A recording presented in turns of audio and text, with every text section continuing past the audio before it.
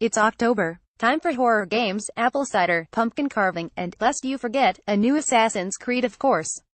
There's a trailer for that below, although it's just one small part of a busy week that featured multiplayer news for both Star Wars Battlefront 2 2017 edition and 2005 edition, plus a surprise reveal that PS4 exclusive nioh is coming to PC, a first look at playable Psychonauts 2, and Ubisoft's weird fart contest.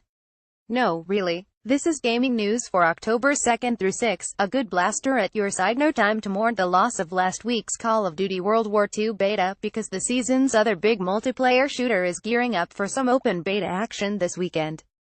The Star Wars Battlefront 2 beta's been available for a few days to people who pre-ordered, but today it went live to everyone. Well, everyone who has Origin installed, that is. The beta ends on Monday at 9 a.m. Pacific, and you can find more details here. Binary sunset. Okay, enough talk about 2017 Star Wars Battlefront 2. Let's talk 2005's instead. That's right, the 2005 Battlefront 2 is in the news this week, as Disney collaborated with GOG.com to patch official multiplayer support back into the game, a feature that's been broken since the collapse of GameSpy in 2014. From the announcement powered by GOG Galaxy, the multiplayer function of the game has now been restored, and with added cross-play support between GOG Galaxy and Steam to boot.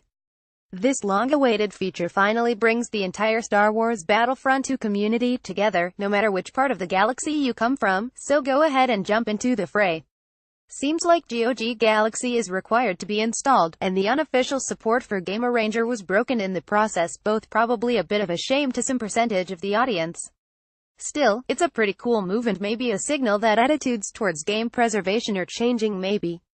Hit the Road. Another Kickstarter early access title finally emerges into the realms of finished games this week, as Road Rash's spiritual successor Road Redemption rides into a 1.0 release.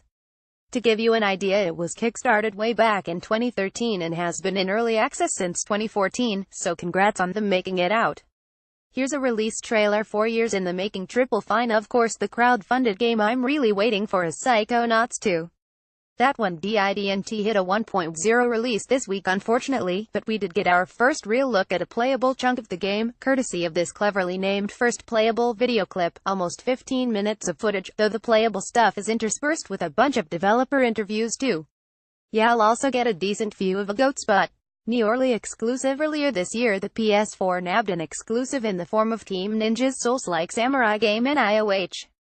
Turns out that was more of a timed exclusive than an exclusive, as Team Ninja revealed this week the game is coming to PC, and soon, too.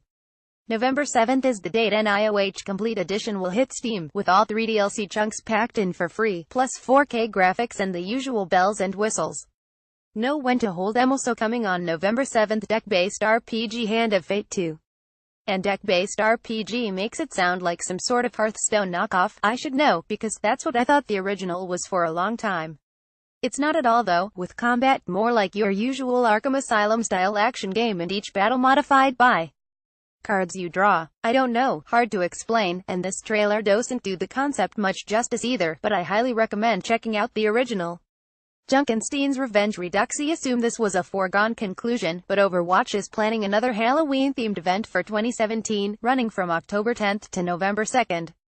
Like the Summer Games Redux in August, I'd expect a blend of new and old cosmetics in the loot boxes, plus a twist on last year's Horde mode-esque Junkenstein's Revenge, a new Creed. Okay, the point of this Assassin's Creed Origins trailer is for new protagonist Bayek to drone on about how he's creating the assassins and so on, but really the reason to watch this trailer is to get a glimpse of the Sphinx with its nose intact, presumably before the player accidentally breaks it off, right? I'm guessing. Samarost and Machinarium Studio Amanita unveiled its new game Chuchel this weekend. Well, I thought Samarost was pretty weird, but I have absolutely no idea what to make of this trailer. It's like Zoombinis on acid. Or Zoombinis on more acid. Negative. Ghost Rider. More weirdness this week, courtesy of Push Me Pull You developer House. Their new game has you play as a sandwich-stealing goose. I think we can all agree this is the true Metal Gear Solid successor. Get the gas masks, but even an asshole goose pales in comparison to Ubisoft's latest marketing campaign. Yes, the company that brought you playing Far Cry 4 on top of Mount Everest has now upped the stakes for South Park: The Fractured Butthole. How? They want your farts. I swear, that's the campaign. If you fart into a microphone, you can send the recording to Ubisoft for the chance to be featured in the game. Y'all also have ruined a perfectly good microphone. To comment on this article and other PC World content, visit our Facebook page or our Twitter feed.